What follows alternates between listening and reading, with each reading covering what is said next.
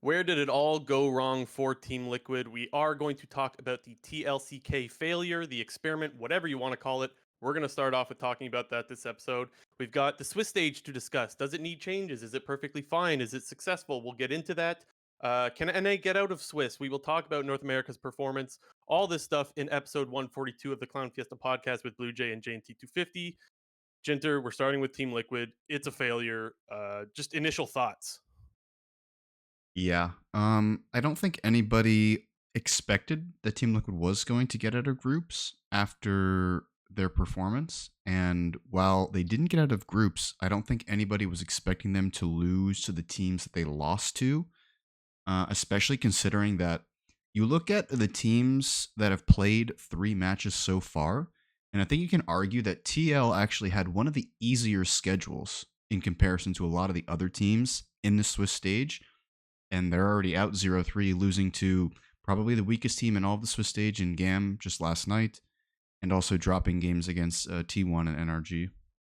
Yeah, it's one thing if you don't move on because you got a really unlucky draw, which could be the case in the Swiss stage. We'll get to the discussions on that in a little bit, but this was like a really good draw for them. The fact that you got GAM and the fact that you got NRG are win opportunities. So not only did they fail, but they failed really, really hard. And I guess where I want to start with the whole TLCK thing being a failure, I think most people, and rightfully so, will point out that yes, the TLCK thing was a failure, the whole Korea thing, but the biggest culprits, especially at Worlds, were not the LCK players themselves, right? The worst players, if we're being honest, was APA and Yon. And while there's definitely blame to go around, those are the two guys that cost them the most at this Worlds. And so a lot of people might say, well, the TLCK thing wasn't a failure. It was the North American players that were a failure. What would you say to those people? I mean, they're definitely not wrong, so I would tend to agree with that. But you also got to remind yourself the reason why this roster was even possible to begin with is you brought in the specific, Jan was brought in as a specific player because he was able to speak and understand Korean, and also, previously being with Team Liquid sort of meshed with the team. So while yes, it was the quote unquote North American players that may have let the team down, it was still Team Liquid's decision to bring in these players, specifically how they were going to work within the team, and ultimately those players still failed regardless if they were Korean or not.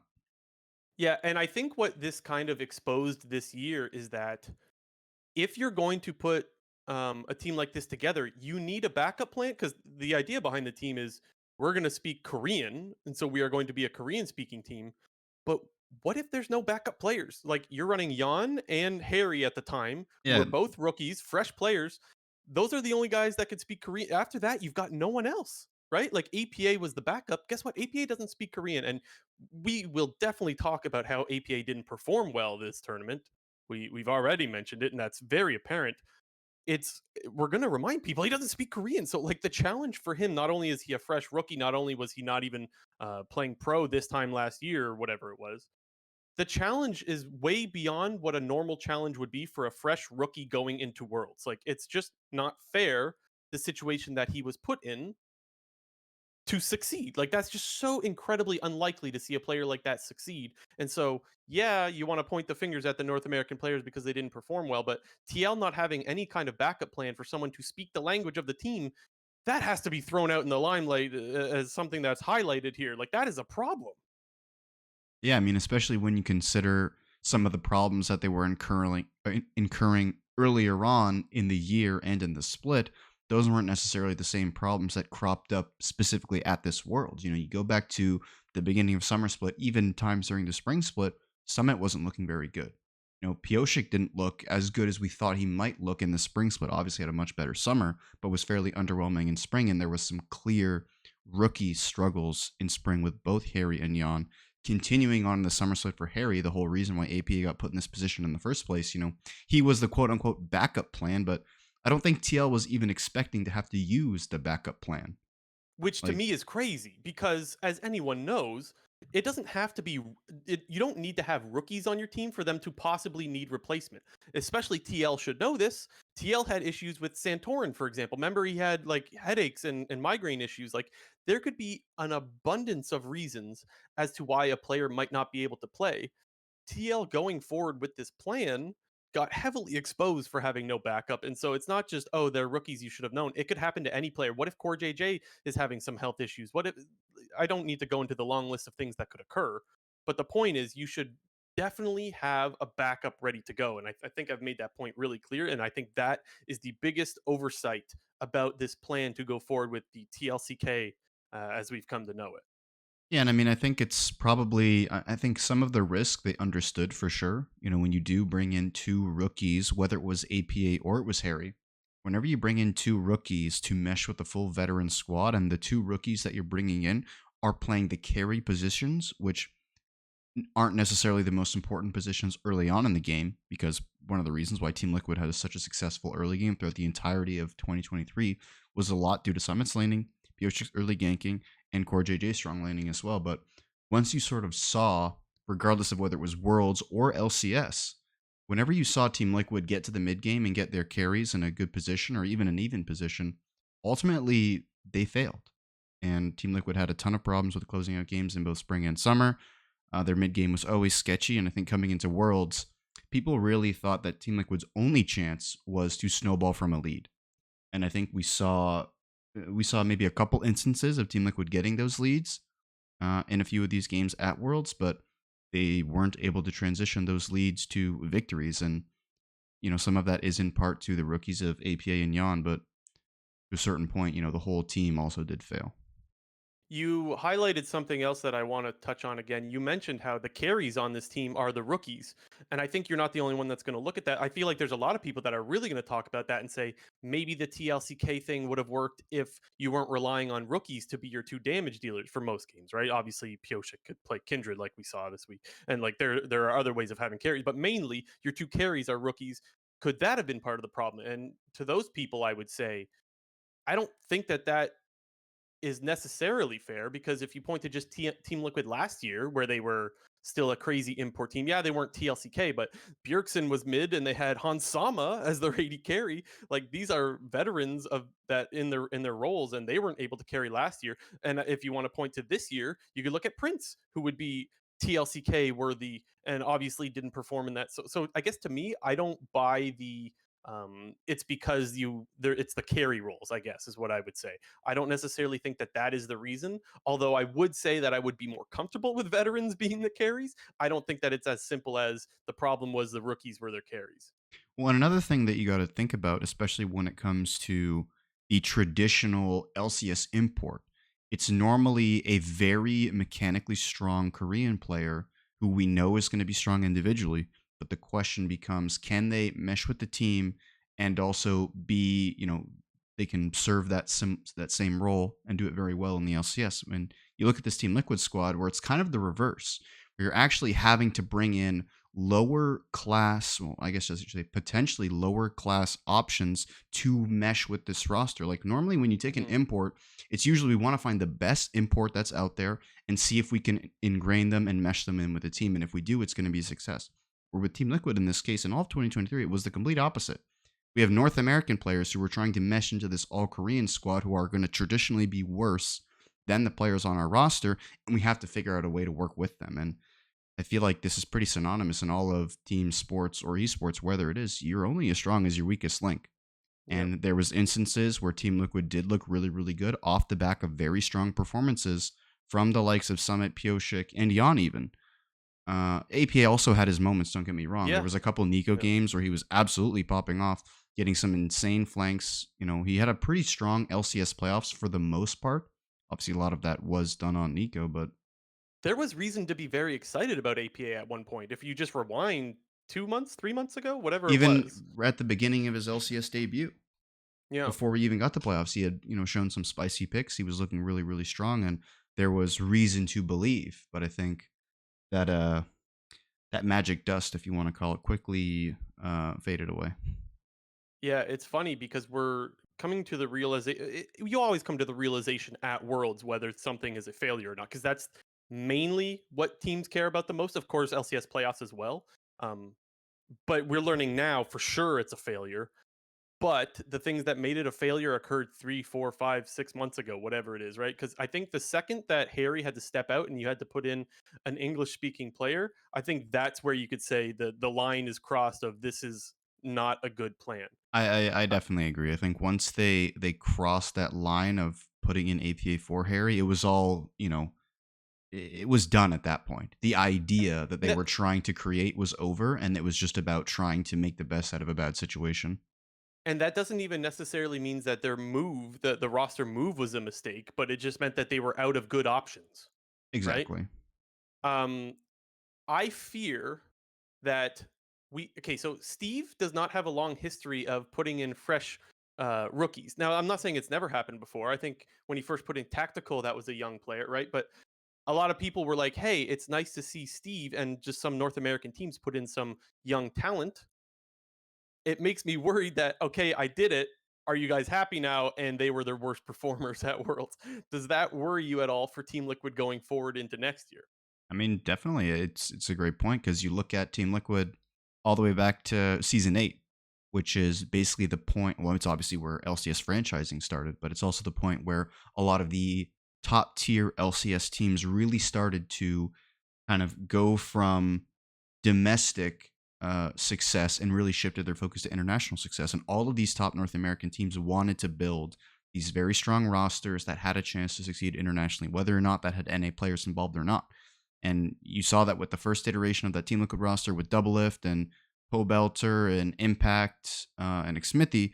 And then you saw the updates and changes that they made to that roster. Season 9, bringing in Jensen and Core JJ. Season 10, bringing in Broxa. Season 11, bringing in uh, Alfari, then season 12, Bwipo, Hansama, Bjergsen. Steve has a very long history with wanting to get strong veteran players and add to what he's already built with Team Liquid, as opposed to take what he's built and then try to insert some new life into it with young NA players. This is maybe the first example of it. I think I would argue that the situation with Tactical, they only did it because they had to.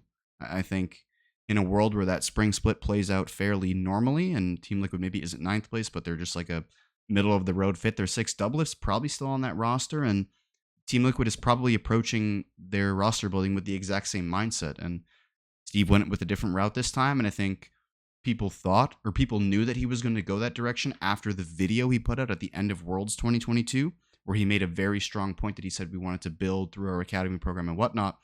Ended up failing this year. We'll have to see sort of if Steve reevaluates that the rubric, if we want to call it that. And we've had conversations. We're not the only ones to have these conversations, but we've had conversations many times about how we would like to see more North American talent get their shot. And the sad reality that we all have to accept is that it doesn't necessarily work out like Danny or Jojo Pyun, where they come on and they're just absolute monsters and you don't have then they're instant superstars, right? That doesn't happen all the time as much as we would like to believe.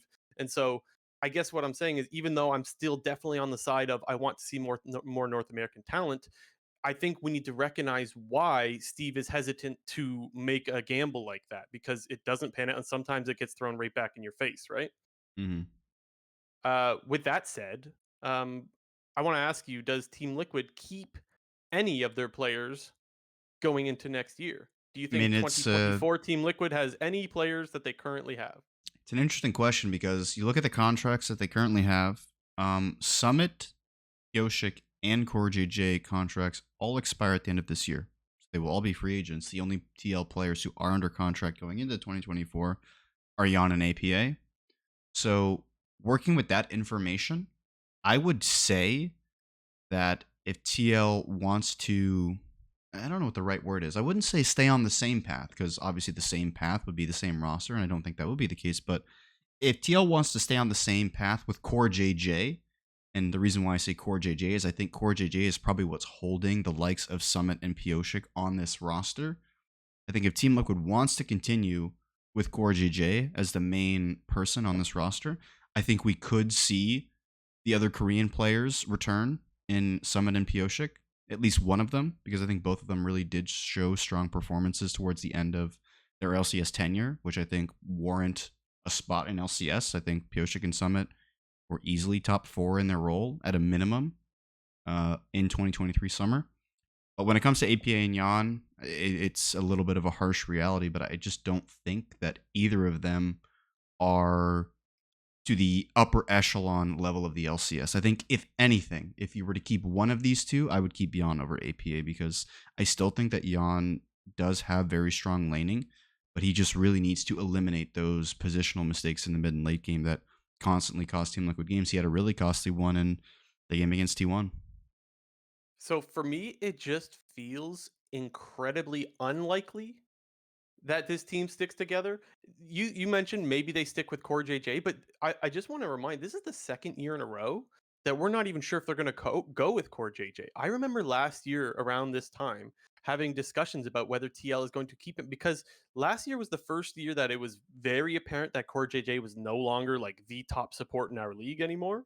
And while he's still one of the better ones, obviously, that doesn't necessarily mean that he's a for sure we need this guy. You add on top of that the rumors uh, contracts are going to be a lot more. I shouldn't use the word contracts because of the player. I know. I actually, Salaries. I actually got confused for a split second there because I didn't know who you were gonna toss, what you were gonna say. Yeah, no, I should say salaries are rumored to be going way down. There's a chance that Core JJ is just like, I'm done. Like, I've played this game for so goddamn long. We talked about it a little bit last week, but maybe it's not worth my time if I'm only offered, I don't know what this contract would be, but maybe it's like 100K or something like that. If the salaries are going that low, maybe Core JJ is like, I'm done. Like, it's not worth the amount of time that needs to be put into this, right? Well, So that's especially with the Korean players on Team Liquid, I think all of these guys could easily go back to LCK if they wanted to, and I think they've all performed well enough that they would warrant a spot in the LCK. Obviously, they're not going to probably be getting offers from the top LCK teams. I think that's would be a bit of a stretch, but you look at the performances of Core JJ, Pioshik, and Summit; those guys could be in LCK, and I think the question yeah, becomes: is weighing their LCK options or potential LCK options and weighing those against their potential LCS options. You know, yeah, Core JJ, exactly as you said, if salaries are going to be, you know, if salaries obviously decreasing once again, but if the salary goes below the threshold that it's worth it for Core JJ to be in North America for, he's just going to go back to Korea. yeah. And I think the And we same could don't know. be. I think the same exact thing could be for Summit and Pioshik. Pioshik had a good enough worlds to where he could warrant a spot in the LCK next year, 100%. Yeah. Yeah. I mean, he is also a world champion. People like that, Mm-hmm. Same clearly. with Core JJ. Something that I completely forgot about and that I wanted to bring up in the discussion around this is that at the start of the year, the story for Team Liquid was we're going to practice and play like an LCK team. Not only are we going to speak Korean, but we're going to outwork everyone. And I guess what I'm saying about that is either they did outwork everyone and it still didn't matter, or they proved that it's easier said than done to say we're going to outwork everyone and then just not be able to do Well, I that. think I think there was some number where like APA had the most games played out of all the NA players in Korean solo queue. Yeah, I remember hearing there was a few names thrown around. APA was one, Palafox is one. It Mm-hmm. sounds like there was some absolute grinding. I get. With that said, though, the idea behind that wasn't just outwork everyone when it comes time for Worlds. They were going to triple block the whole year long, and really just get more scrims in and more solo queue in than everybody else. It wasn't just a world specific thing. It was starting in spring. We're going to scrim way more and outwork everyone, and either they did that and it still didn't work, or they proved that it's way more difficult to actually do that than than one might think. I think there's probably a little bit of both in there, but at the same time, from all the things behind the scenes that we would have heard in all of 2023, I think I would go with the latter, where they did try really, really hard, but it still didn't work out. Yeah, it's definitely hard to say. Do you think um are we past the idea of the team LPL, team LCK, or team LEC as we had once seen in the past, right? Do you think that we're still going to see that? Because I'll remind people, last year TSM went with the whole Kai Duo and Shenyi. It was like the LPL kind of team, and that Yeah. clearly did not last long It's whatsoever. it's This one, difficult to say because I think Team Liquid was in a bit of a situation where they were kind of naturally able to do it. They already had Core JJ on their roster, who's one of their main players for the last 4 years. They had Yon in their academy program, who was an up and coming NA talent who was able to speak and understand Korean. They had Harry, who was on their academy team, who was an up and coming talent who was able to learn and speak Korean. And obviously, they brought in Pyoshik and Core JJ during free agency. But I think the only reason that TL did it is because they had the tools to be able to do it, whereas TSM sort of felt like a much more manufactured idea. So I would say that there is potential that a situation like this could happen again, whether it be in an quote unquote LPL or LCK type of roster. But I think it only happens if you have sort of some of the tools already in place. It takes a player like Core JJ, who is sort of, I think at the time we thought was that transcendent to make this type of a lateral move, sort of team wise. But in the case of TSM, feels like they just did it because, well, one, they did it because Peter Zhang. Two, maybe they thought it was going to be a good idea. They had Spica, who also believes, I believe, understands and speaks Chinese as well. But yeah, I would say the TL situation happened a bit more naturally than the TSM one, so I wouldn't rule it out completely. But I think it's very unlikely we see something like this ever again.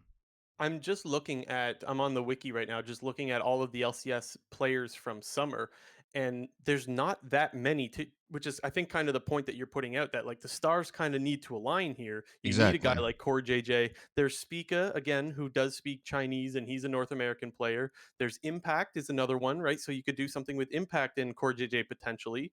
What else is there? I'm just looking real quick. Like There's here, not that many. just to slightly go back on one of the points that I made earlier, like could TL sort of keep this roster together? I think this is just an idea I just thought of on the spot. But what I mean by that is they could swap out a player like Summit for a player like Impact, who is Korean speaking, Hmm. has NA residency, and that would allow them to import then another, Korean in the mid or the ADC role. So Right. just as And an you would like feel this is pure theory crafting, but in a random Team Liquid roster that I could go into next year with decent confidence would be Core JJ, Yon, insert LCK mid laner, Pioshik Impact. Like Chovy. that could be a roster that I could say could probably be top 4, top 5 in LCS. Yeah, and just from the player list that I'm looking at, there's only like 6 or 7 maybe, but the other problem with it is that a lot of them play the same role, right? So like Someday could be one of them. He's got North American status, but guess what? He's also a top laner like Impact is, Yep. or Huhi or Ignar, but guess what? They're also supports like Core JJ. So like A little role I guess swap inbound, maybe. yeah, Huhi he's played a couple of roles. Or I JJ guess back to ADC, bring in Hui for support. I What are we guess saying? the conclusion here is not that it's impossible, but like it was already really difficult to make happen. The stars do need to align, and the stars would need to align once again for that to happen. Now, that doesn't mean Steve isn't going to try to do that. I'm just saying that you really have to, and with that said, you would be way more comfortable expecting Impact to play a full year than your Harry or your Yon, for example, right? Hmm. Just because he's done it for 10 straight years or more, 11 maybe, I whatever, think he'll however he'll long be Impact's. going into like 11 or something wild. Yeah, yeah. that, that is pretty damn crazy when you think about it. um I guess my quick prediction is no, I don't think we're seeing this anytime soon. Will it happen again? Maybe one day. I'm not expecting it for 2024, but I've been wrong before. That is Yeah. definitely the If case. if I had to make a prediction, I would say it's more likely that TL blows up the roster than they keep any number of players on this roster. Yeah. Yeah, I would agree. It will be curious to see if Core JJ is still a piece that they build around. It'll be Uh, very interesting. yeah, I think that's the first one, right? And it's hard to let go of a player like Core JJ. Like we can acknowledge that he's not what Core JJ was 3, 4, 5, 6 years ago, but Yeah. I mean, obviously, free agency starts in a month, but I feel like he's going to be one of those big dominoes that sort of falls. Like every time free agency pops up in every region, there's one or two dominoes, which and people don't know what we're talking about. It's one player that their decision or their choice of what team they go to is going to create a domino effect with the rest of the league and who goes yeah, where. And I think Core JJ for the LCS is going to be one of those players this offseason. he's he's consistently been a domino since he's joined the Yeah. LCS. I mean, it's always been Team Liquid, so Yeah, Team he Liquid ends hasn't up been getting. moving. There's been no risk that he's going to get pushed over, but Yeah, it's the fact that, oh, he's staying on Team Liquid. Well, guess what? Now a bunch of people want to go to Team Liquid. Those are the dominoes that yeah. fall. Last thing before we move on, we always do our final score of rating the team's performance across the year from 1 to 10. I don't even have a number in mind yet, Jinter. So maybe you could save me I here. I I say this similarly to the grade that we gave Golden Guardians because at the beginning of 2023, Team Liquid was not necessarily expected to be one of the best teams in LCS. I think there was a lot of other rosters that people had that were going to be above them. You had the likes of C900 Thieves, Evil Geniuses. Don't forget that 2023 Spring EG. So I'm kind of I'm landing somewhere between a 5 and a 6 just because Team Liquid was not expected to be the number one seed of NA and a very strong team internationally like they were in 2022. And that was, I remember, I think we both gave them either a 1 or a 0 for that. So I land with probably a 5, I guess, final score being a 5. They did go to Worlds. They didn't perform well at all. They But barely won anything. Also, let's put that out there. I'm gonna go yeah, lower than a 5 because their only win came against Gam, and they should have won two. Right? Did they lost everything else? Right? They lost to NRG yeah, they lost and to they Energy lost in to T1. right the T1 game. They actually could have won, believe it or not. Funny how quick things change. Yeah. I'm gonna go with a 4. I'm in between the 3 or 4, and the reason is because they came into this year saying we're gonna be different than everybody else. Well, you weren't. You Yeah, were but pretty different doesn't ordinary. necessarily mean that they were going to be the best. Different just Sure, meant but different. you don't put a team together unless you think that you've got something, right? You don't take a Eh, big risk like that unless you think you've got also something. true. Yeah. So I think when you're signing another world champion to your core JJ, who's already a world champion, right? You're adding Piosik, you've got Summit. I feel like and then you're saying you're going to outwork everyone. And that plan blew up, like we said months ago, as soon as you needed to replace your mid laner and you had no backup plan. I think that is kind of disaster. And then going to Worlds and just fumbling, and you even fumbled in playoffs too in North America. They really didn't win much of anything. Let's be real. So Yeah, yeah, I'm gonna go with I guess a 4, but it was bad. yeah. Um, Before we move on to Swiss, I guess I just want to remind people to subscribe, hit the like button, and leave a comment. Of course, that helps us a lot. And for those that are new to the show, we do this every week. Next week, we will be able to record our normal time on Sunday evening. Is the current plan that planning to be back on normal schedule, and you can find us on a bunch of different platforms: Apple Podcasts, Spotify, YouTube. I'm forgetting one. But just look up the Clown Fiesta podcast, and you will be able to find us on a bunch of platforms. Oh, yeah, of course, Twitch, I guess, as well. So yeah. What are we going with next, Jinter? Well, I was going to say last thing before we move to Swiss. Another team did get knocked out in plans. I feel like we should briefly touch on them. BDS. Okay, yeah, They were kind of like they had the number 2 in terms of plot armor in terms of worlds because the whole gods and Adam's champion pool and whatnot. yeah, okay, yeah, So obviously DK had the main plot armor, so they couldn't lose. And unfortunately, they were playing BDS, so BDS had no choice to lose because Deft has the plot armor. Um, Even though they kind of flamed out of the Swiss stage and didn't really look very good whatsoever, I think all in all, it was a pretty good storyline from BDS. Obviously, with the World Championship series beating out Golden Guardians and then running through the lower bracket of playing stage, they were cool. It was cool to have them at the World Championship. I think the team deserved to be there after the strong performances that they had in LEC spring and summer. So their presence was warranted. It was worth it. I tip my cap to BDS and as I waved them to the airport. yeah. Because the play-in stage was very interesting, in big part due to BDS and Adam, right? So that's something to highlight. The other thing is that they played JDG. You're not going to win that game. Their only winnable game was against Mad, right? And then after that, they had to play Damn One. And so, like, yeah, they didn't come away with any wins in Swiss stage, but like, they really only lost one game that they had a chance of winning in my book. So, I guess big Yeah. shout out to BDS for because I think you made the point that this was a fun team to watch and that they did absolutely add something to the world's experience, if you will. And so I think they deserve the shout out for that. Yeah. Okay, let's talk Swiss stage. Yes, onto the Swiss stage now, dude. This is the new format. It's like this is it. I feel like it's very difficult to make an argument of going back. I don't think that anyone's going to look at what we got this year from Worlds and say that this sucks. Now, there are some issues with it, but for me, I am always going to err on the side of every game matters or every match matters. That to me is so important in any tournament or just any sport for that matter. I think it's so important. And I think that's what you get with Swiss. You get some unlucky things. I don't want to completely look over that. We mentioned just a second ago how BDS only really had one chance to really pick up a win because they got a really unlucky draw. So like there's drawbacks to the Swiss stage, but to me it's just not even close. The fact that every game absolutely matters is so much better that like I don't think we're ever going back to the other format. Now, I oh, players or fans from Dam One might have a different opinion because they ended up being 0-2 and in the knockout stage really, really quick because of some unlucky drawing. But I think that's something that you're just going to have to sacrifice, unfortunately, for the fact that you get every game mattering.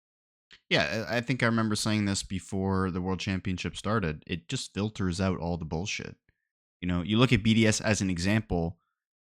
In the old Worlds format, in the 6-game group stage, where you obviously have 4 teams into 4 groups, everybody plays each other twice. There's 6 total games for each team in the group.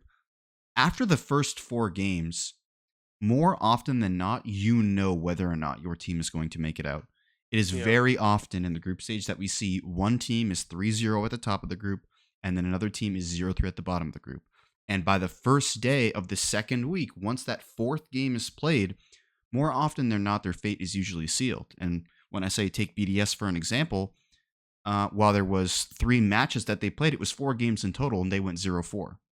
Hmm. And I think there was no reason, like, in the old system, we would have had to seen BDS play 2 more games. And the point that we're both saying here is that we don't need to see those games that don't matter. It's only games that matter. And I think that's the best part of it.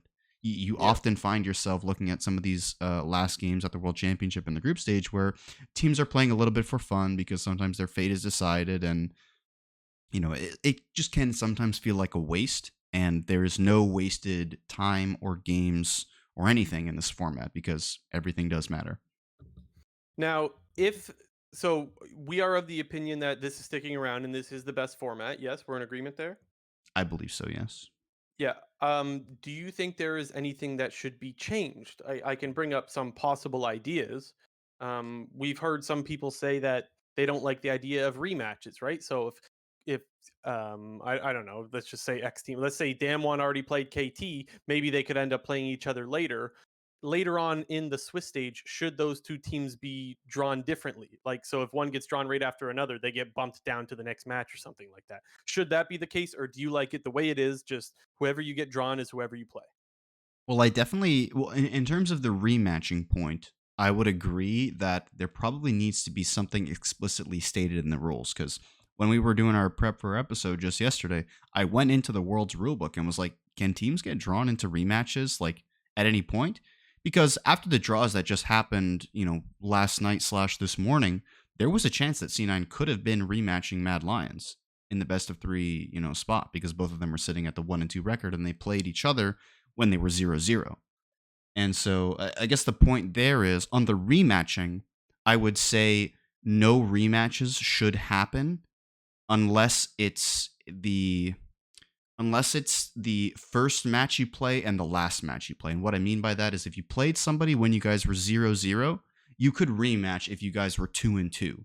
And that last spot Okay. was for the elimination match. Because, like I said, I went through the rule book and there was no rules about elimination matches. The only rule in terms of the drawing that there was is that there is no intra-regional matches on the first day of draws.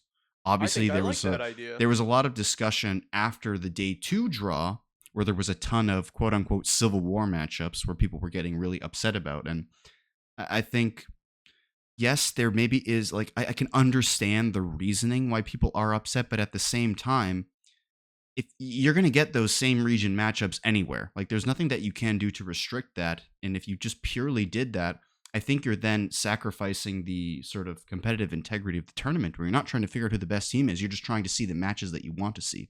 And I think I've Yeah. said this in previous episodes. I am not a fan of that. The way that I want the World Championship to be formatted is I want to see the best teams play the best teams. Doesn't matter what region they're from, doesn't matter who their players are. Like it just needs to be the best team versus the best team. And I do agree with the no regional matchups for the first round because I think that can set a nice it can set a nice pool of regions for the 0-1 and the 1-0 and the 0-1 grouping. But after the first round, I don't see a reason to make regional restrictions happen. And in terms of the rematching, we don't there are no rules about it currently, but if I were to make a rule about it, it would be that no rematches can happen unless it's 0-0 you play and then 2-2 you play. I like that idea. That hadn't occurred to me, so I like that idea. I do need to push back on the I just want to see the best teams play the best teams because I think a lot of people agree with that. But wouldn't you also agree that most people want to see a best of 5 of that? So like you don't want to be punished by having I don't know, KT play against T1 for example or something like that. Um and then get knocked out so early. Whereas like you would rather see that in like the quarters or semis or something like that, right? Is there not any part of you that's like, yeah, I would prefer to see a best of 5 before we knock out teams like that? Because when I think of if C9 had to play Mad again, I'm not that bothered by it. But if somehow JDG had to play GenG, I'm like, oh shit, I don't want them to have to play each other twice in Swiss, right? So it's like it's interesting how the matchup in my head makes me feel different about whether I want to see the same teams play the same teams. Yeah, it's I think there's some definitely some small tweaks that could be made, but for the most part, I mean, the format is really, really good. Yeah. Okay. So I like your idea on the repeat matches. If you're 0-0, you can play, and then you could play each other again at 2-2. I like that idea. Um, the other thing that I wanted to talk about is should the idea be thrown out that North America or whichever region is not doing well at other international tournaments do not get a number one seed. I remember we saw something similar to that in the past for other tournaments. Should that be implemented here, or should it just nope? NRG they won first seed from North America, so they get a pool A or whatever the hell it's called. Like, should that Yeah. be the case, or should North America be Mhm. bumped down one? Yeah, and for people who don't understand what we're talking about, previously, the way that some of the world's seeding has been done has had previous international performances affected. And what I mean by that is when they first introduced adding 4 teams per region, they used the data from the previous 2 years of international tournaments to determine which regions should gain those extra 2 seats. So initially, when those extra 4 seeds were granted, it was the LCK and the LPL who instantly got those 4 seeds because they've been the best performing regions at the World Championships and MSI and whatnot. And then more recently, they had done world seeding based on your MSI performances. So if people remember at 2022 MSI, C9 didn't make it out of the group stage, and PSG Talent actually made it, or was it 2021? Sorry.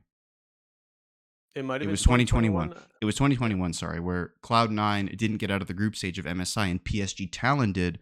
And PSG Talent, aka the PCS number 1 seed, ended up being a pool 1 team in front of the North American number 1 seed, which I believe at the time was 100 Thieves. Yes, it was 100 Thieves. Yeah, it Um, was. and so what I would say to that is I do think that there could be some adjustment similar to that where the pool 1, 2, 3, 4 seeding is representative of the previous 2 years of international tournaments. I think that could make sense. I think if they followed a similar system to how they did it previously, I would agree with that. But they also the format that they have it now is also good, where just all the number 1 seeds from each region are pool 1, all the number 2 seeds are like et cetera, et cetera. I think that way also works, but maybe there could be some fine tuning with the using the previous 2 years of data to determine the pool seedings. How about if in the previous 2 years of data, there's one region that won every tournament? So let's say the LPL won MSI, then Worlds, then MSI again, or whatever. What if that region got two number one seeds or whatever, pool A seeds? Would that be a good Yeah, idea or no? yeah, definitely could be. I think in a world where the LPL had been dominating international events for the previous 2 years, I think that's a fair argument you can make to say the LPL deserves to have their top 2 teams be pool 1 teams. So if that was the case and LPL won Worlds last year and they won MSI before that and et cetera, NRG would My be put into the 2 seed and yeah. then it would have been BLG would have been put into the 1 seed. Yeah. I guess my point here is yes, you can make some changes, but these changes need to be done for a reason. You can't just Hmm. make changes because you want to make things interesting. You need to make these changes because there is a reason behind it. And Yeah.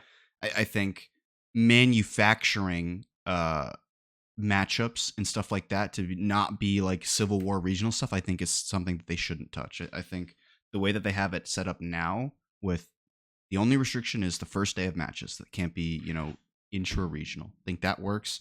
The rest of it, it's you got to win your game straight up. Yeah, it feels like the way it is right now, no matter how unlucky you can get, you still have a chance of getting out if you're a good team, which is how it should be, right? Like, yeah, Damwon got really unlucky in their first two matchups, right? They ended up playing G2, which maybe you could argue they should have won that, right? Maybe, Yeah, maybe not.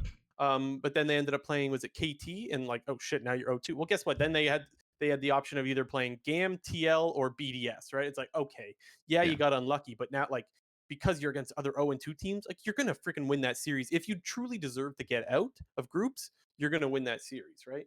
yeah, Uh, Things might change in a couple of or over the course of the next week or so, where they have to run into maybe KT or BLG or whoever, like that could happen.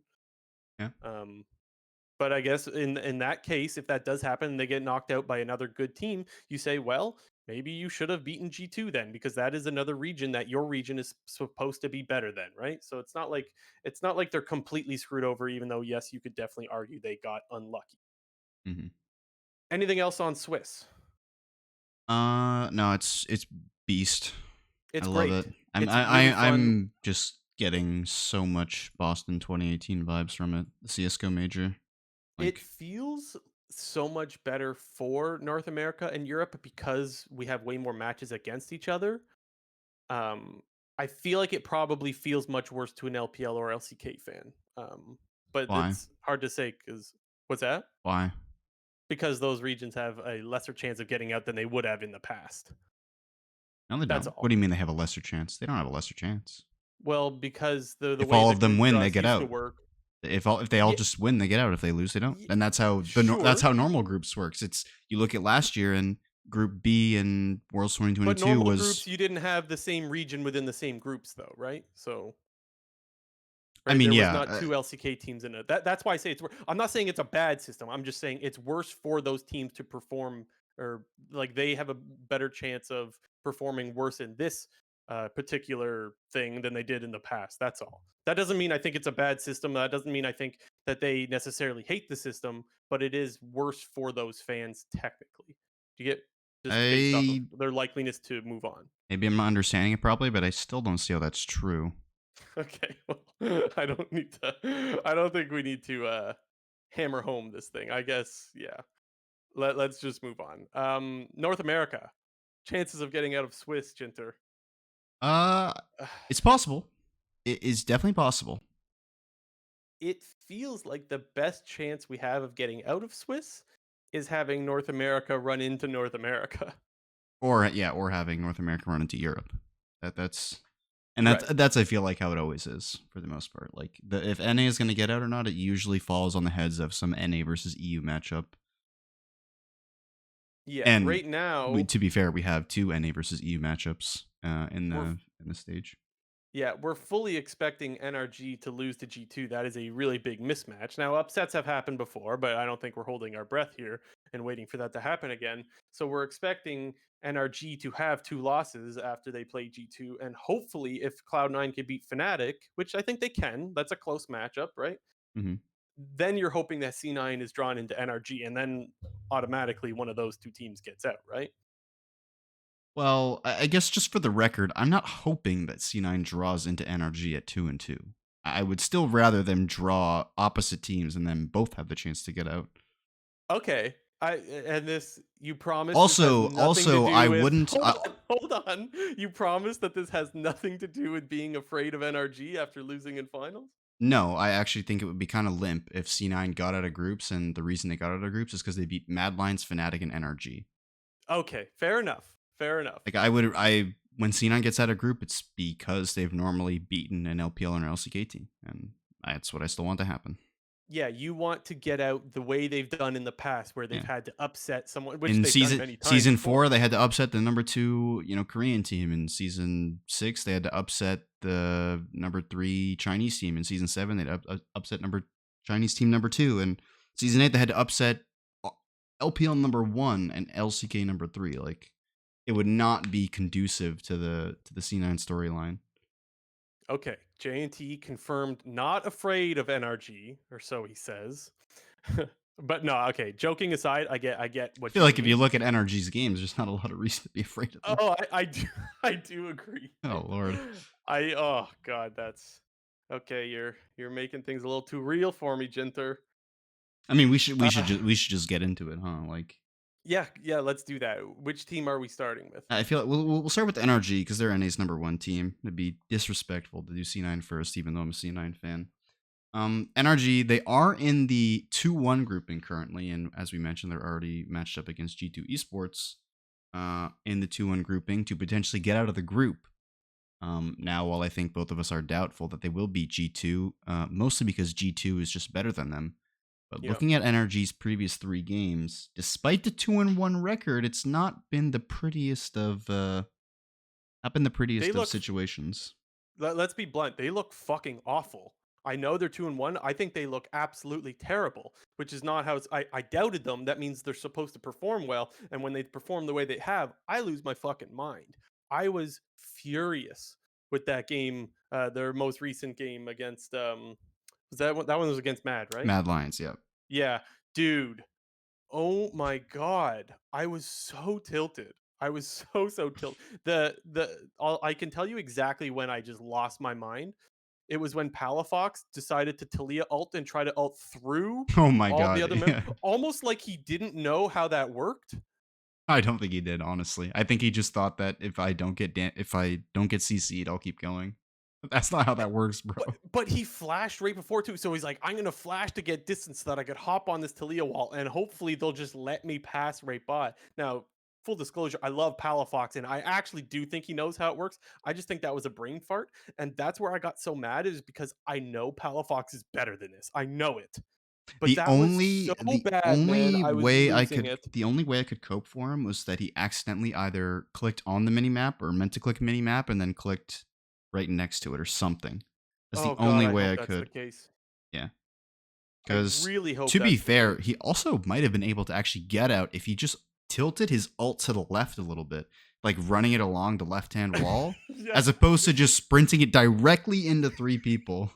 Yeah, so it was already a Oh my mistake god. to do it down through top lane, right? Like it was already a mistake because they're just going to knock you off a bit. But if you're going to do that, at least try to hug the wall. Like I think Yeah, that's yeah. what you're trying to say here, Yeah, yeah. and try to like angle it away from him. He was like, "Oh, they're going to be so afraid of this wall, they're going to step out of the way."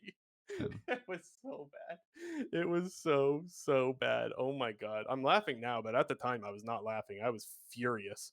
I mean that game Um against Mad Lions was just a pure fiesta. Like there Dude, was Mad Lion nothing. stinks too. Oh, dude, I think I was talking about this earlier. I'm before the Damwon versus BDS match happened.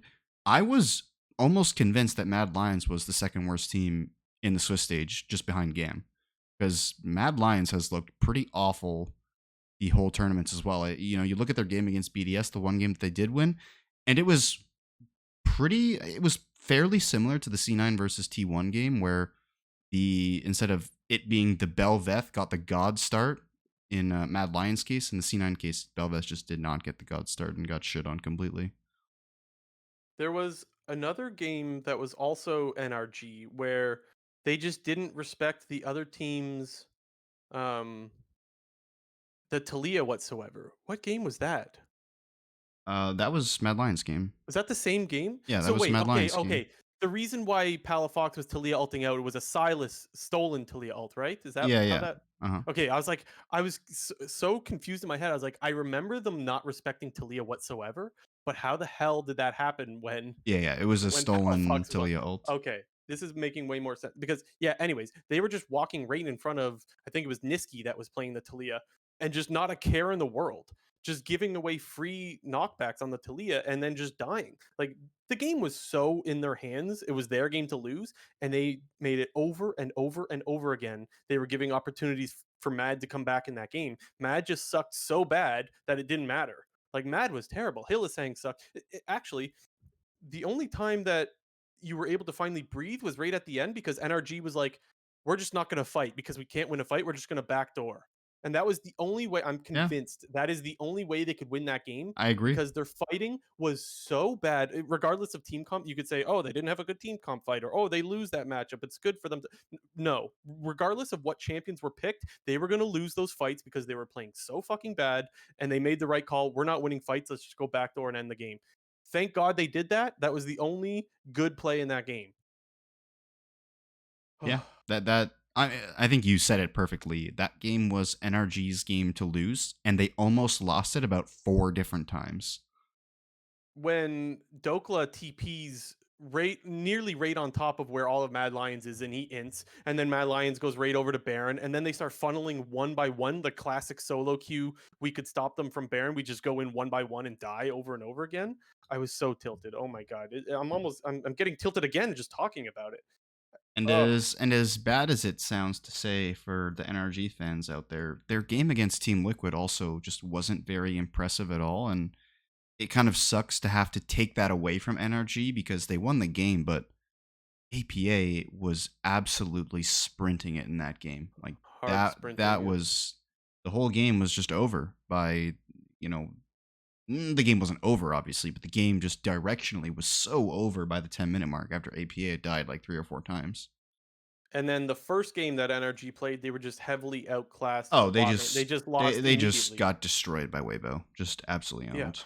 Wasn't even close Yes. whatsoever. And so I'm sorry if I'm being Omega Doomer. I'm just hope people understand. I'm just, telling it as I see it. Yeah, I think they've Weibo had played a 2K gold lead at 5.5 minutes in that NRG game. has been absolutely terrible, and I want them to look good, but there's been no sign of it yet. The last time we saw them look good was in finals, and that was I 2 months ago. I So feel so bad because like we've just been straight up discrediting NRG for the majority of summer 2023. But if you ignore the 2 best of 5s or the 3 best of 5s that NRG played in the back half of the LCS playoffs, this team is like one of the worst teams in the league. But they won when it mattered, so they're here. But like, it's just the weirdest shit I've ever seen. I it's honestly, because I have very few words. It's like I don't know how to describe this team.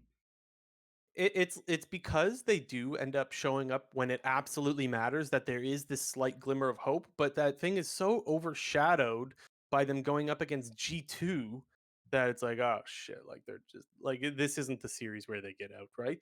And if they And if it do, happens, if then we need to never do another episode of this thing again because we're just but that stupid. but how many times have we said, like, if they prove us wrong, then we'll accept, and then they just prove us wrong. Yeah. So I don't know. Anyways, okay. In short, NRG looks fucking terrible. I'm not gonna sugarcoat it. They look really, really bad. I'm really worried, and I hope that something changes. I hope that they were nervous or something. I don't know, because they look bad pretty much everywhere.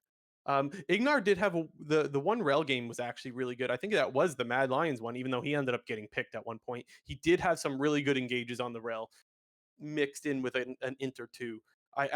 And that's where I'm worried, because Ignar was not their best player at all throughout this regular season. Now he looks like their best player. I don't know. Yeah. Uh-oh. Okay, now Cloud9 on the other hand. Hmm. Um I'll let you start, I guess. Guys, Actually, we gotta no. come clean. No, we have to come Yes. clean first. Okay, We have go to for come it. clean, dude. I almost forgot. Go go. Both of us thought that they were gonna beat T1, we and we we were oh convinced that this team was actually looking pretty good. I messaged JNT. Like, not long. I don't remember. Just the night before the games It were was like happening, or the night 2 hours of. before they played T1. Okay, yeah, yeah. And I said, Jinter, I know this might sound crazy, but like, I could actually see C9 winning this. And he was in full agreement, and we were maybe just high as fuck or something. I don't know. We were just high on hopium or copium, both maybe. And we actually genuinely had this conversation where we were able to talk each other into believing Cloud9 would actually beat T1. And what the fuck did they do, JNT? They Yeah. nearly got a perfect game. They got absolutely railed by T1, which is what happens every single time Cloud9 plays T1 at an international event. I don't know how we managed to convince ourselves that the outcome was going to be anything different because I'm pretty like this is just straight up the top of my head. I mean, obviously Faker has never lost a game to North America, but off the top of my head, every single C9 Team 1 game has been a stomp. You go back to like 2014 All Stars, and there was the meme where that video got put up on Pornhub. There was 2016 when Jensen said he was going to clap Faker. We all know what happened there. There was 2017 where they got matched up against T1 again, got shit on again.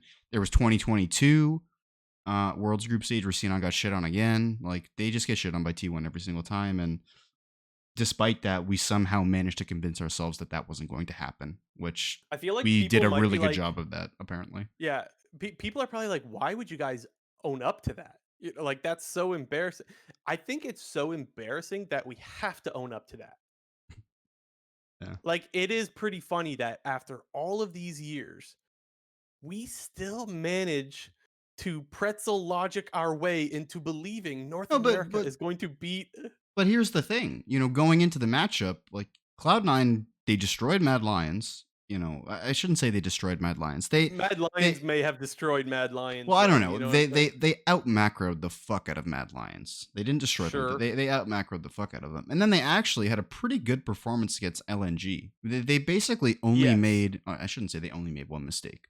They only made one big mistake, which was giving up mid priority after they took the Baron. That was the only mistake they made, and it ended up costing them the game for it. But C9 had a pretty good game against LNG, and at the time, we didn't think Mad Lions was going to be absolute dog shit trash. So they beat Mad Lions, and they look good against LNG, who many believe is the second best Chinese team, probably top three in terms of tournament favorites. You know.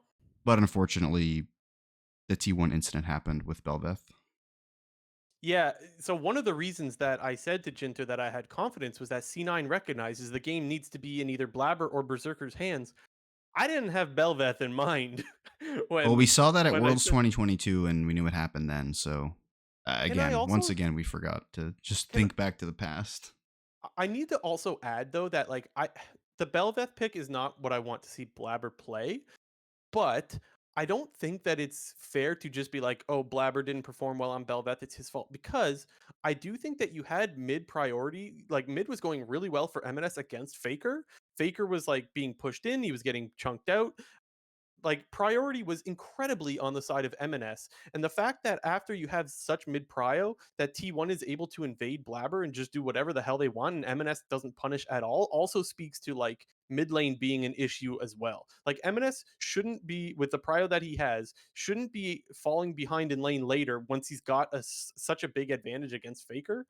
And I think that was also a reason as to why Blabber started falling behind was because Owner just invaded. I think it was was he playing Jarvan? Who was he playing? Yeah, he's playing Jarvan and just EQ'd And on top of Blabber two times, and the game was yeah, over. that should not happen. So it's not just on Blabber, even though I do have to admit I'm not a fan of the Belveth pick. There's other reasons as to why that game started to go bad. Yeah, well, I mean, you look at every single game that Belveth has been involved in almost since her existence, and she's just the type of champion where the game completely warps around her, and the game becomes getting Belveth an even early game, allowing her to farm, getting proper Rift Herald control. Because obviously, once you get the Rift Herald, that's where the power of Belveth really unlocks. You get the true form, the 3 minute timer, the little minions that spawn every time a minion dies, and people use that to build up very big waves and use it to crack like one or two towers. But every single game at Worlds where there's been a Belveth, this game, the Mad Lions BDS game, I think it was also there was a Golden Guardians BDS game in the World Qualifier Series, and there was also another Belveth game in play-ins. But when you pick this champion, it basically just turns into which team can sort of use their priority and their lane states to the best and the biggest advantage, and that's how you win against the champion. It's not. I completely agree with you when you say just because Blabber lost on Belveth, it's Blabber's fault for the Belveth. No, it's in my opinion, it's a team problem. Or I shouldn't Hmm. say it's a problem. It's a team issue whether or not the champion succeeds or fails. It's not just as simple as, well, Belvet's a carry champion, either carries or it doesn't. No, it's the team needs to do a lot in the early game to set the champion up for success. And Cloud9 wasn't able to do that, mostly because T1 just stifled it completely, and the game just kind of got out of control. Yeah. Okay. On to continue the North America talk. I want to I want to know the best and worst performers from the North American teams, but I guess the way I want to go about this conversation is there anyone that is having such a good tournament that they've absolutely locked their spot next year? in either on this team or in the LCS, or they've absolutely lost it and they're getting kicked from their team no matter what. Is there anyone that has been that good or that bad from North America's standards or for North America's It's standards? it's difficult to say. I think I will just quickly reiterate what I said about Team Liquid. I think Pyosik basically guaranteed him a spot in LCS or LCK, and APA unfortunately probably hasn't done enough to uh, keep that roster spot on Team Liquid, and I think it would be unlikely that another team goes out and signs him. I think he's definitely another candidate that could go back into the Challengers League Academy system, whatever you want to call it, spend a year or two in there and come back to LCS. I think that would be the best course of action for him. But in terms of the players on C9 and NRG, and I'm going to keep saying it, Fudge and MNS are not good. Uh, Fudge and MNS have been significantly worse than they were in Spring Split. Fudge is, significantly worse internationally than he's been since MSI and Worlds 2021, basically. Yeah. And it's just they're making it really difficult on themselves to stay on this team for the future. I think obviously MNS is at a bigger risk than Fudge because I believe Fudge is under contract for another year. He's to the end of 2024. Whereas MNS, I believe, is only on a 1 year contract. And at this point, I can't say that MNS should be the starting mid laner for Cloud9 next year. I know we had the whole discussion about Jojo Pune about a month and a half ago, and at the time I was like, no way that's going to happen just because of the way that CNN operates, and MNS is still looking pretty decent. But no, MNS has continued to decline, and it's not getting any better. Yeah. So I wouldn't say from the Cloud9 side of things, I wouldn't say there's any one player that has had such a bad tournament that they're for sure going to lose their spot, but more that it's been consistent that we haven't seen them perform well for a while, like you mentioned, like MNS or Fudge, that it's been a while that we've seen them perform really, really well. And so that they're going to, like, that's why they would hold their spot. I feel like that's the main reason is that it's just been a while since they've earned that spot. It's not Yeah, that they're not playing well this tournament. I'm not trying to defend that. I just don't think their performance has been that incredibly bad that this tournament alone is going to be the reason they get the boot. As yeah. far as anyone that I think has secured their spot, I think you mentioned Piosic. I think if he wants one, he could probably have one. Do I think he's likely to come back to LCS? No, I don't think so, Yeah, honestly. I think Uh, he's more likely to go back to LCK. is there anybody else that's had such a good tournament?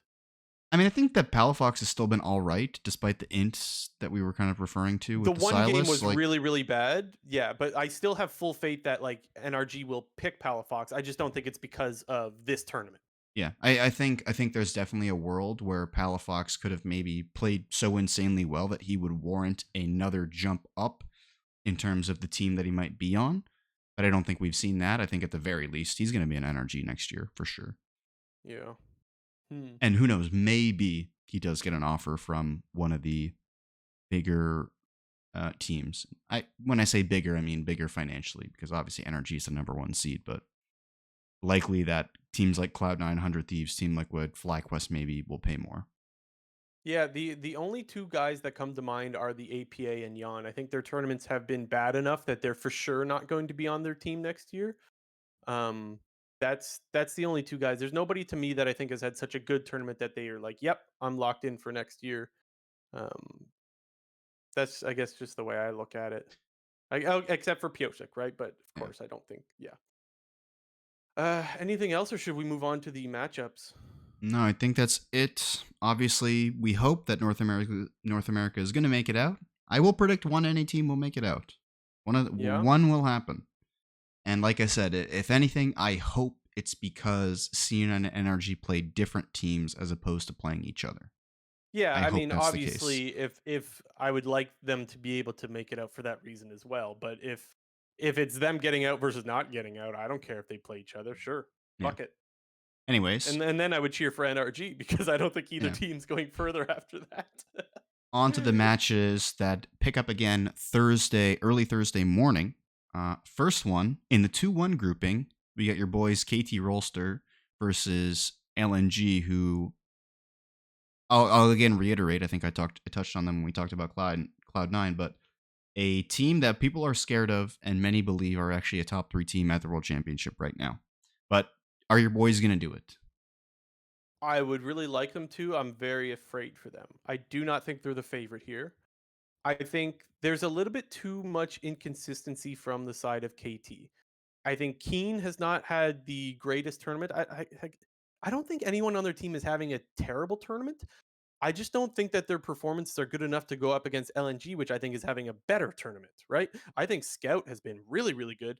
Tarzan, that kick against C9, ooh, Oh my god, some of absolutely those Lee dirty. Sin kicks, oh, chef's kiss, right? So it's not so much that I doubt KT is a good team. It's that I'm getting more and more. Sorry if I hit my mic there. I'm getting more and more bought into the LNG being really, really good and one of the tournament favorites narrative because I think their mid jungle has been really, really good. One player that I do need to shout out for KT is my boy BDD. I think he's had a great tournament. I Dude, don't the think. the bait play that they did against Oh, Weibo in the bot lane with the Nautilus Nico clone was insane. wasn't that That awesome? was so big brain. In case people missed it, I'll try to describe it. I'm sorry if I don't do a good job, but basically, he's playing Nico. His support, Alistar, shows in lane, Oh, pretends like Nautilus, he's Nautilus, just. Nautilus. Oh, it was Nautilus? I Yeah. thought it was Alistar. Anyway, okay, Nautilus pretends, oh, I'm just, Nautilus doing my thing, walks out of vision. BDD clones him, walks into vision, so the enemy bot lane thinks that it's just the regular old support. And then BDD does the Nico engage. And, like, honestly, that is just a five head play. That's one that we haven't seen yet. Now, honestly, I think that's going to become way more common now. I think that we're going to see a lot more of that. It's just whenever you see the first version of whatever it is, like same thing when we first saw Insect, Yeah. right? It's It's going to in be it's one in of the those. playbook now. Yes, and now I wonder if people are going to start calling that BDD. I could totally see that happening, right? But whenever you see people make that play for the first time on a big stage, that's where people really it's really eye-opening and like so entertaining. I think we may have just invented a new play. That's what I think happened there. Damn. That'd be good. Do you think do I you agree or disagree? Do you think it's unlikely well, or likely? we'll just have to wait and see. I mean, the reason why those plays that end up being a player's name kind of happen is because those champion and those plays happen. Like Insec is now a pretty common thing. So We can commit depends if Nico stays to be a relevant champion. it won't be from the lack of this podcast trying to make it a thing. If a Okay, play like that happens again, we will for sure call it the BDD. Correct, JNT? sure, we'll go with that. You heard it here first, folks. Okay. Okay, Yeah. So LNG just looks better. yeah. KT looks good. LNG looks very good. That's the way I would put it. To give a prediction, I'm gonna go 2-1 LNG. Me I too. do think KT has actually been pretty decent. And in talking about LNG's mid jungle, I think KT Rolster's mid jungle has been the best part of their team at this tournament. I think Aiming's had his moments, but consistently, I mean, apart from the first game, but BDD and Cuz for KT have been doing really well. I loved the Zach pick. I can't say I loved it because I thought it was good. I loved it because it was Zach. Yeah, Yeah. I can't say I thought the pick was a good pick, but I loved watching it. yeah. Um, I think you're right. I do think aiming has been better in the past. I don't think his tournament has been that good. I think a lot of that. What? Who were they playing? Where he just got? I think it was BLG because I'm pretty sure it was Bin on Kasante. Yeah, first game Um, was BLG. yeah, where he got picked off. Where that's a spot where it's like you can't be walking up like that. You need to respect what Kasante can do. I feel like I'm being very hard on the guy because Kasante can engage what feels like from a whole screen away, but that's not new. We know that by now. Kasante's been meta for like the whole year. So a little bit disappointing there, even though you got to give props to the other guy for making a good play. It was just a really good play from Bin. Okay, going on to the next matchup, which I believe happens on the no, not the same day. Sorry, no, this is a day 2 match, which I think is Friday now. G2 versus NRG. Obviously, we touched on NRG quite a bit in our NA section, but G2 on the other hands, they dropped down to the 2-1 grouping after losing to GenG in the 2-0 grouping, 2-0 loss. Despite that, though, especially in the game 1, I thought G2 had a really, really good game 1. They kept it close pretty much the entire way, even when it looked like it was going to fall apart. Um, so yeah, I still think that I said it at the beginning of Worlds. I think G2 is a really strong team. I think they're going to go far in this tournament, and ultimately, I do think that they will beat NRG 2-0 probably. Okay, if you say they're going to go far, I need a how far. I need a I think this team quarters, can make semis. semis. Okay. I think That's what I I thought you think might say. I think I think this team has the potential to be a top 4 team. Hmm. I think their strengths and weaknesses are very apparent. The biggest one of the biggest strengths I should say is I'm really impressed with their bot lane in lane. I have no worry about Hansama and Mickey 2v2ing any match. They have a bunch of weapons in their arsenal and they're not afraid to pull them out at any time. That's where I have a lot of confidence. They don't seem to struggle in lane whatsoever. Later on, Hansama did get picked off. I can't remember which game it was. I think it was against a Leona, where he kept getting Leona ulted. That was game Which, 2. regardless, whichever It matchup that was, that was there game were 2 times because where game 1 was Lissandra support into Rakan. there were times where um, yeah, where he was just getting picked off. So not so much in lane, but yeah, not so much in lane is where he's getting picked off. But to me, it's strength 2v2. I have no issues with them. Like I do all the North American teams when they're in a 2v2. I get a lot more worried. G2, I'm not worried about that. Where I am worried about G2, their weakness is they've been struggling around the Baron pit. Um, Mhm. they I don't even know what to say about it because it feels like they're kind of just flipping, which almost seems meta at this point. It feels like they're flipping it in situations where it doesn't need to be flipped, though. Flipping should be something where you're desperate and you're way behind. Sometimes they're flipping with leads and they're not zoning the other team out of the Baron pit, which is something I fully expect G2 to be able to do, but they haven't been able to do that. That to me has been their big weakness this tournament is they've thrown at a couple of different Barons now. The one wasn't as costly against Damwon. I mean, it was costly in the game, but they ended up still winning that game. And what was the other one? Do you remember? Are we talking about just in the Gen G series, or you're talking about Maybe it the was Gen Baron G. throws specifically? They had two different Baron throws already. One was against Dam One, and they won that game anyways. And the other one, I can't remember what team it was against, but it was Oh, just then another Baron. I think it was just the one against Weibo. They flipped the Baron and got it stolen against Weibo. That might be the one Oh, you're thinking of. I said Dam One, didn't I? Oh, maybe that's the one you're thinking of. I'm not sure. Oh, Uh, I'm getting so there's fucking there's confused. it's been too many games. I can't even. G2 versus Damon was the first game of Worlds. An eternity ago. Regardless of who it is against, it's very clear that their Baron setups are where they're struggling. They've thrown twice now at Baron. They haven't had that many games, and they've thrown two Barons. So that to me is the obvious weakness. With that Um. said, I think they're going to stomp NRG 2-0, and I don't think it's going to be close. I don't Okay. think that's a There hot we take go. either. Okay. I don't like. Okay, help me out, JNT. How does NRG win this series? They win this series by getting Dokla into a counter matchup and spam ganking top, and hope that bot lane survives when G2 starts cross mapping. I feel like Broken Blade's just going to shit on them. I mean, maybe, but I can't say like have bot lane win because Hansama and Mickey, as you pointed out, are Ugh. insane at laning. I can't say that they have the advantage mid because I'll say this again. I said it before. Caps is, I still think, playing like one of the better players in the world. I know he's not up there in the top 5, top 10 maybe, but he's up there. It feels like their best way of getting out is to like mind fuck the other team through all chat and just like you got to use that. They speak English. Got to use that to your advantage. Maybe. Classic juke. Just like a loser says what. Yeah, yeah. And then they're distracted. Team fight. That's the only way NRG wins this fucking series. Okay, next. Yeah, next match, or I guess last matchup, sorry, we have in the 2-1 grouping is T1 versus BLG. Now, as a Faker stan and T1 fan, I am very much concerned about this matchup against BLG because I think I've said this many a time. I think that BLG is actually being slept on a little bit, and I know everyone puts Hmm. LNG as that. They think that they're the second best team. Like, this team is still really fucking good. Like, BLG's They are insane. good. I want to ask you, who are the guys that make you put them? So do you? Okay, first I need to figure out: do you put them above LNG or on par with On LNG? par, basically. Okay, and who are the guys that you're like, this guy's the guy that stands out as the reason why they are as good as LNG or something like that? Ben and Elk. Those two guys are. Uh, Even at MSI, I thought that Elk was one of the most impressive ADs at that tournament. And then Ben, Mm. obviously, everyone knows who Ben is and is playing like a beast. So, but to pick the players, it would be Ben and Elk. They're fucking nuts. Yeah, so I do think that all the players on this team are good. My biggest issue is Faker has not looked very good. I think that he was one of the reasons why I thought C9 had a chance of beating T1. We can XD on that for the rest of our days. Faker hasn't had a good tournament. It reminds me of when Jojo Pyun was put in side lanes and he just couldn't help but die. Faker's been dying a lot in side lanes, and that's a problem. I feel like the rest of the matchups are pretty even, but you can't have one guy chain dying over and over again. And maybe like it's Faker, right? So let's not pretend like that's for sure going to continue to happen.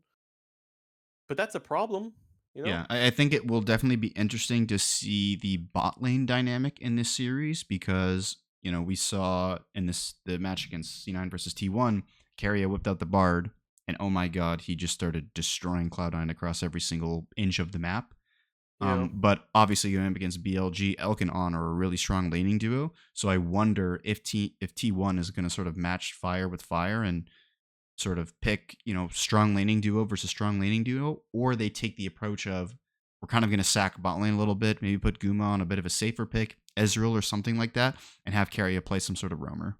So it'll be super interesting to see what the dynamic of the game looks like because I think option number one is T1 decides to go all in on early game because there have been a very strong early game team this year, or they try to sort of play the macro game and go scaling with Keria on some sort of roamer. Okay. I'm trying to think of a prediction. I'm I going B. think I'm just gonna go. I'm going BLG 2-1. As sad as I say that, because I want Faker to win, I have to say BLG 2-1. Yeah, I'm thinking about going 2-0. That's where I'm paused here. It's like, can I really just completely ignore that this is T1 we're talking about here?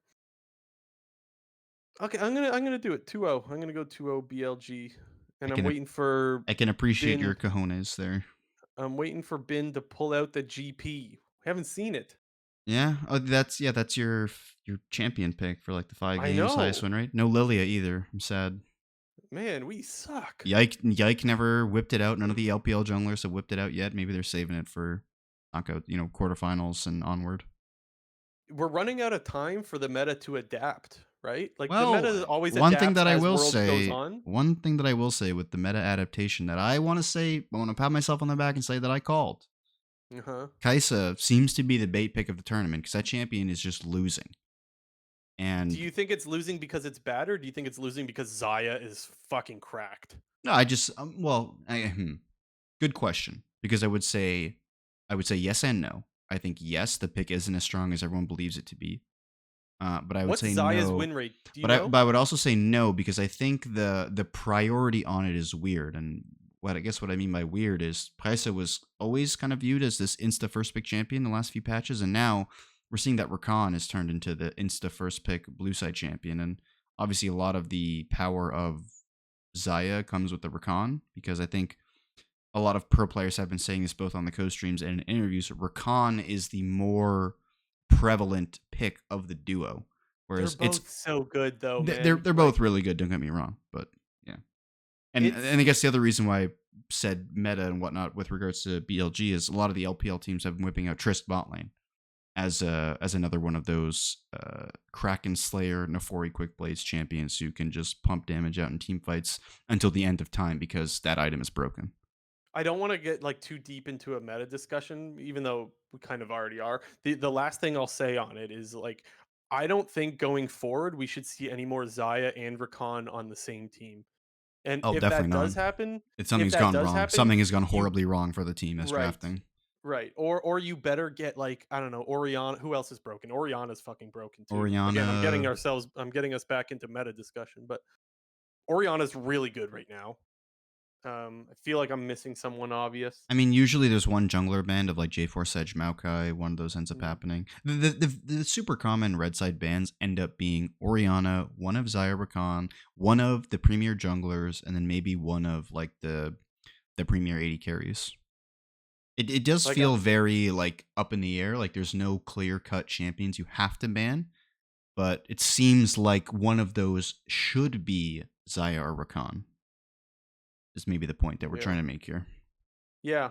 Yeah, no, I think I agree. Okay, sorry to Yeah. I got us even deeper in the discussion. What's next? Now we shift to the 1 and 2 groupings, which the first match being Cloud9 versus Fnatic. I'm I got seen out on the 2-1. I'll trying to remain remember now. faithful after that shit show of a game versus T1. I'm trying to Fnatic remember how hasn't. Fnatic has played. They've well, if we want to Was talk it them about, that pulled out the Ivern? That game was really good. Was it them that played Ivern? yeah, against LNG. I was like Ivern Akali. Yep, that was against LNG. They did lose that game, but they had a pretty good early game in it. That shit was fucking good though. Yeah, Whatever that game was, I remember because the only reason I remember it is was because BLG. Sorry, it was BLG. Wolf was like, "This comp is bad," and I was like, "I don't agree at all." I Wolf thought them that out. that comp was actually really good. Yeah, I know XD. Yeah. Anyways, I thought that they actually played really well that game, and I think the draft was great. Um, yeah. Anyways, It's difficult to rate Fnatic because we talked about some of the, a team like NRG who we think has got a beneficial schedule in the Swiss stage so far, and you look at Fnatic, they're 1-2, but their two losses were to BLG and LNG, who, you like know, I said, I put both of those teams in the top four teams currently. If okay. I had to rank them, it's three LPL teams and GenG. I And think you're right. I think most people would agree with you on that. yeah, and Fnatic unfortunately drew into BLG and LNG, so I think there's you shouldn't sleep on Fnatic. I guess my point is because while they haven't looked good, I think the reason that they haven't looked good necessarily is because they've been playing really good teams. Yeah. And even in one of It, those losses against BLG, they actually had a pretty decent early game with I'm Oscar going to Innen popping up predict on the Poppy. I'm going to predict with brain rather than heart, and I actually think Fnatic will win. Um, I don't even think Fnatic's been like that good, but you do bring up the fair point that their matchups haven't exactly been great. There was the Oscar Rinnan inted the one game, and then Humanoid just face checked one time randomly. So like there is some stuff about Fnatic that there's reasons to be skeptical about Fnatic, but C9 on the other hand, they beat Mad, who looked like trash. Mad, I think, entered the game away, and then after that, I don't think C9 like once we finally had faith. I guess their one good game was against LNG, right? And even that, they still ended up losing. They got absolutely destroyed by T1, who I still don't even think T1, like you mentioned, is not in the top four. So I'm a little bit scared about Cloud9. And the last time I predicted against them, they won. Well, there you go. So I'm gonna go Fnatic 2-1, and then Cloud9 will win, and then we'll be happy. And that's all I have to say about that. Sounds like a plan. Next matchup in the 1-2 grouping is Mad Lions versus Weibo. Now, I'm predicting Weibo 2-0, but I feel like this would be the quintessential Mad Lions and Weibo moment where somehow Weibo loses and Mad Lions moves on and some bullshit happens, but the expectation is that Weibo is going to dick on Mad Lions. Yeah, I think so also. 2-0. And the way I feel about NRG for North America being like really disappointed in them is the way I feel about Mad. Hillisang, like we know that Hillisang is going to int or pop off, and you're like that's what you get with him. We're seeing the bad one, like for sure. And I know a lot of people will just be like, oh yeah, he got caught out a couple of times. That happens. It's worse than that because a lot of the times where he's getting caught out and dying, that's leading to objectives and throwing the game. But there's also times where he's getting caught out and to save himself, he has to recon R and use everything to get out, and he's blown all of his sums. That matters a lot also. Even if he doesn't die, not having recon R available is such a good thing for the other team to allow to start a fight or just engage on you when you don't have that available. So I feel like there's sometimes that Hillisang was getting caught but not dying, and people don't realize how bad it still was that he had to waste flash on Rakan or waste ultimate or whatever it is. Like that is not as bad, but almost equally as bad as just getting caught and dying. And between getting caught and dying and getting caught and losing all your CDs, he did a lot of that. So like that guy's got to turn it around, and he's got to be the good Hillisang before I have any faith in Mad Lions. Yeah, like there's three options. You either blow everything and get out, you either blow everything and don't get out, or you don't blow anything and you just still die. And Hillisang is doing the blowing everything and still dying. So that's like the worst of both worlds here. Like there's three Yeah, options, and more often than not, he's been taking the worst option. yeah, yeah. That team looks bad. 2-0 for Weibo. Okay. Well, it's just as simple as that. And then the last matchup, we obviously have D plus Kia versus I was about to say the Gigabyte Marines. That's not true. GAM Esports. And unfortunately, I am foreseeing another 2-0 dicking for D Yeah. plus. D plus better win this. If they don't win this, then I mean, really good for Gam if they somehow beat Damwon. It would If be they hilarious if GAM is sitting at 2-2, and then one team no, makes top 8, getting a oh, win off of GAM. okay, that part maybe might be funny, but if D plus loses to fucking Gam, I am in shambles because then I'm really worried about my boy Showmaker or No, Canyon for that matter, it's not gonna or happen. Def for that matter. Showmaker and Canyon are too strong to, unless there's this the Canyon, like where he misplayed his Q flash on Vi. Unless that happens about 8 Mm. times in a row in this series, they'll be fine. You're talking about the one in the bot lane, right? Where Yeah, he was like uh-huh, a mile yeah, away. He yep, wasn't even close. uh-huh. Ugh. That was pretty sad to Damn. watch. Also, as a fellow Ziggs enjoyer, Oh, yeah.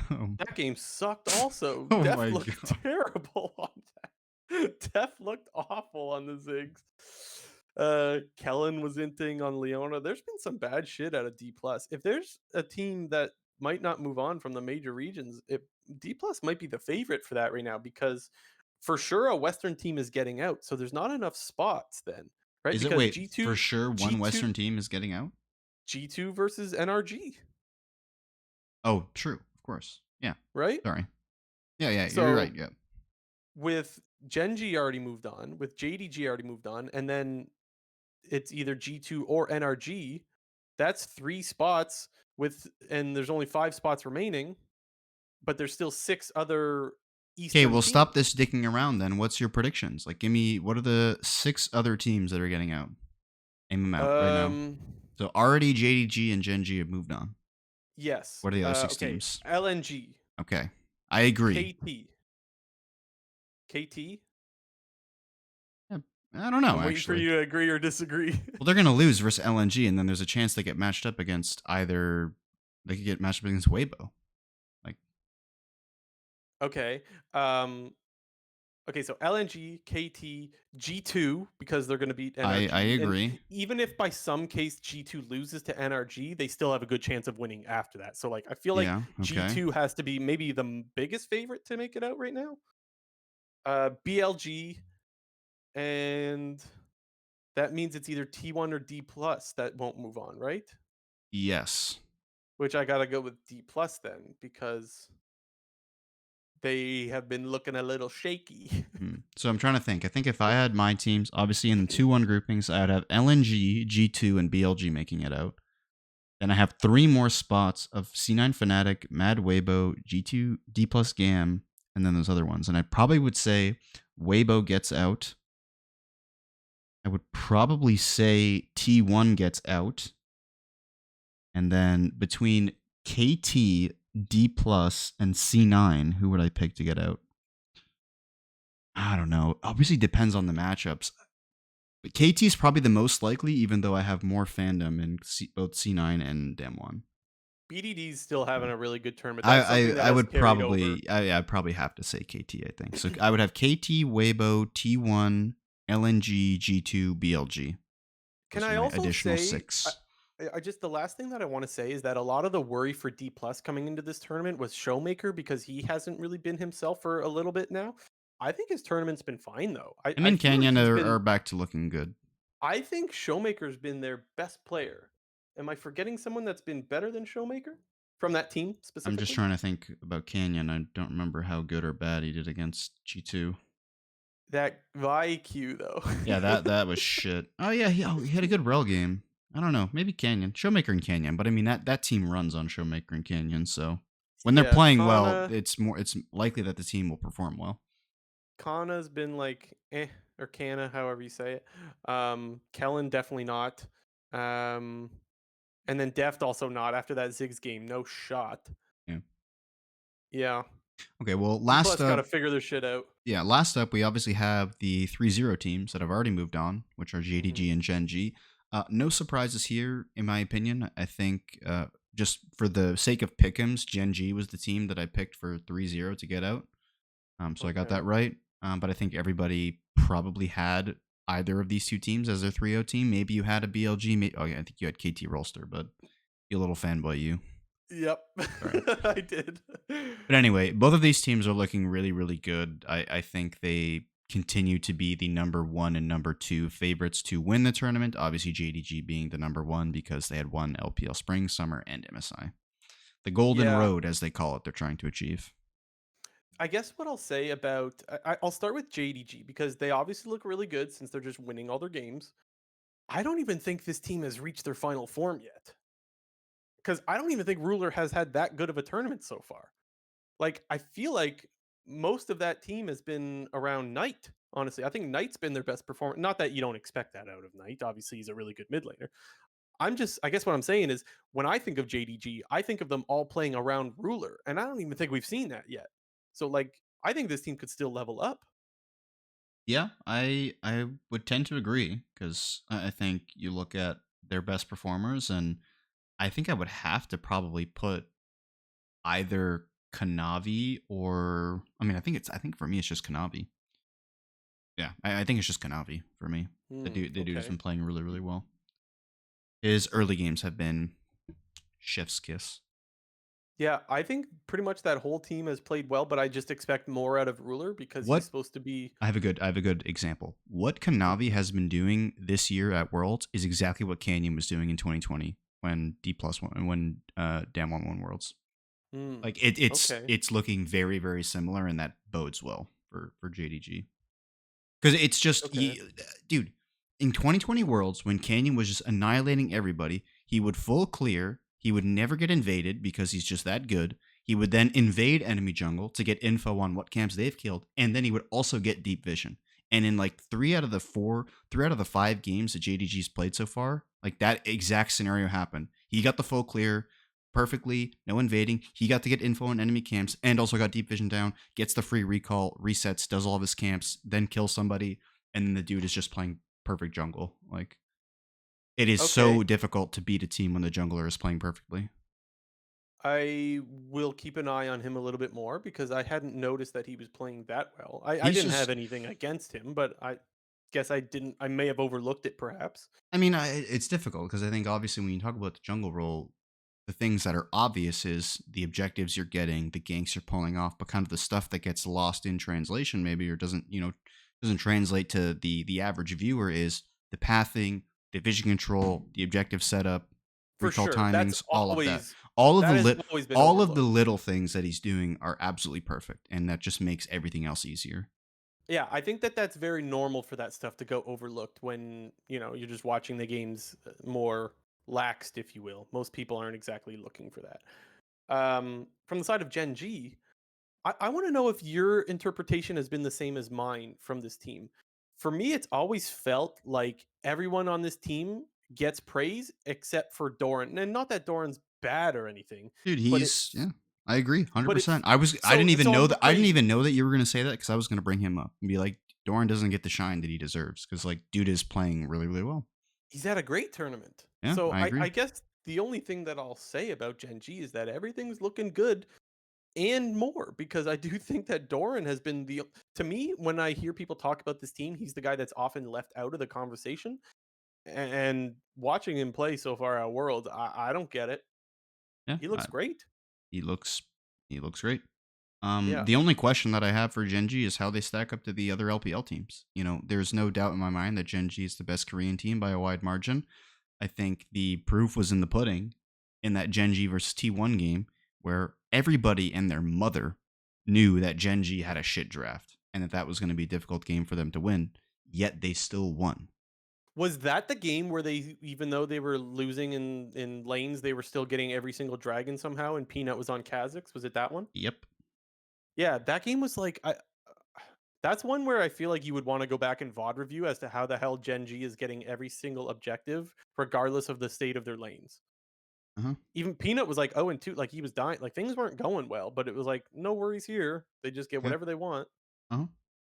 Interesting, anyway. There's the question will be for Genji is how they match up against the LPL teams. And I think, if anything, it actually would have been better probably for Genji to get some more difficult matchups, just because they didn't play against any LPL teams in the Yeah. Swiss stage. And I think that actually might end up being a detriment to them. They might just draw into LNG or BLG in the quarterfinals. And, obviously they're going to have scrims, and presumably they're scrimming a bunch of Chinese teams as well. So I'm not going to say that they have no practice against the LPL, but they maybe don't have a sort of a frame of reference to work off of as, for real matches as opposed to scrims.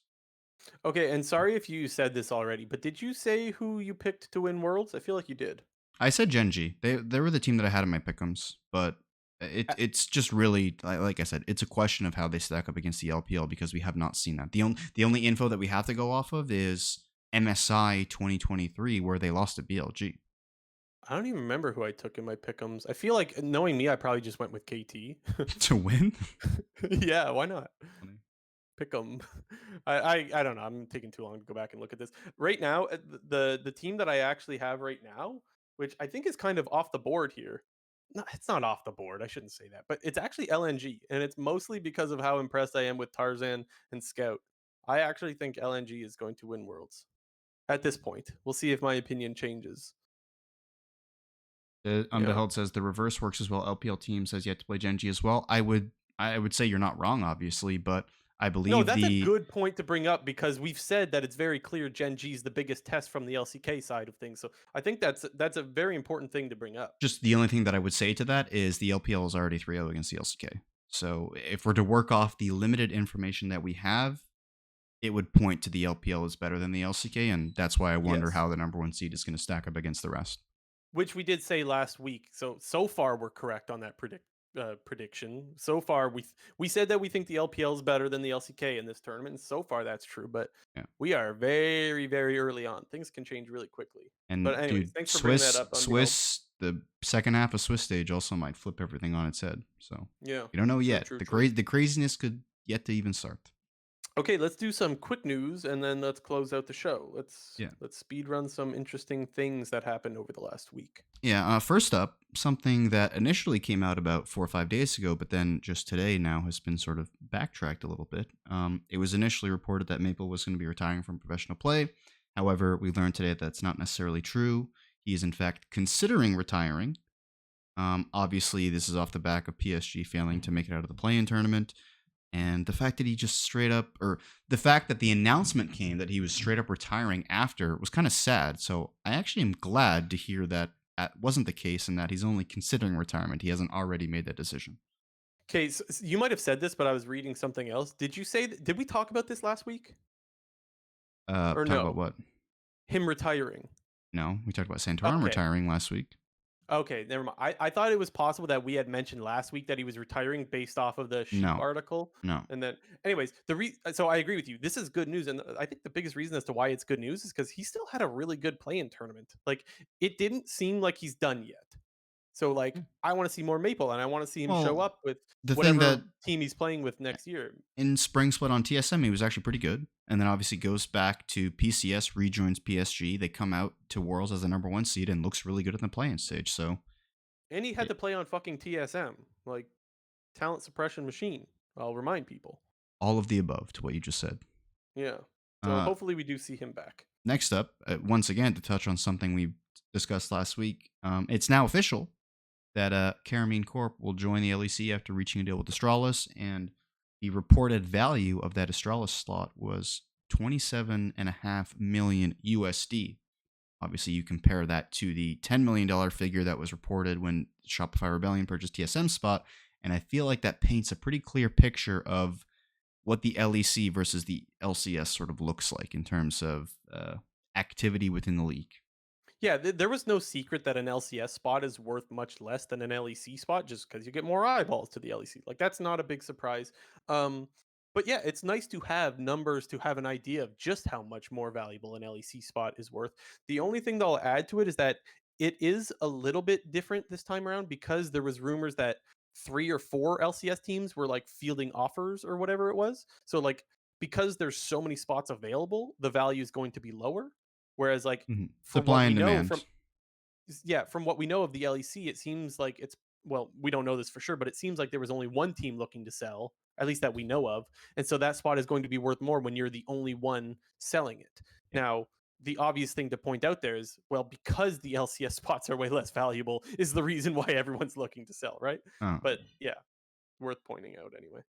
Next up, uh, Jensen and Dignitas are apparently parting ways, which means that Jensen will be a free agent coming into 2024. But once again, to quickly reference the discussion that we had last week, hopefully this is not a situation where Jensen could follow suit and potentially retire. But Yeah, I'm not going to make any hard conclusions here, but I looked at this as good news I agree. just for the small fact that it says they're parting ways. I feel like if Jensen was for sure retiring, it would have said Jensen's retiring, not he's parting ways with Dig, right? Yeah. So Well, that you doesn't mean compare it to Santorin, and they were on the same team, and right. it wasn't like there was an announcement that Dig and Santorin are parting ways, and then Santorin retired. It was he just straight up retired.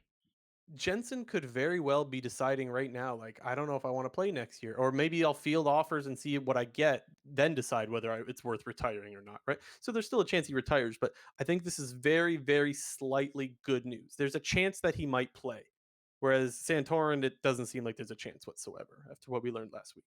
And then last up, another mid laner parting ways with their team. Perkz is parting ways with Vitality. So obviously that experiment on Vitality failed. They tried to bring they tried to bring an upset as sort of a last minute emergency fix. That didn't end up working out. I think Vitality were they ninth, 10th in LEC Summer.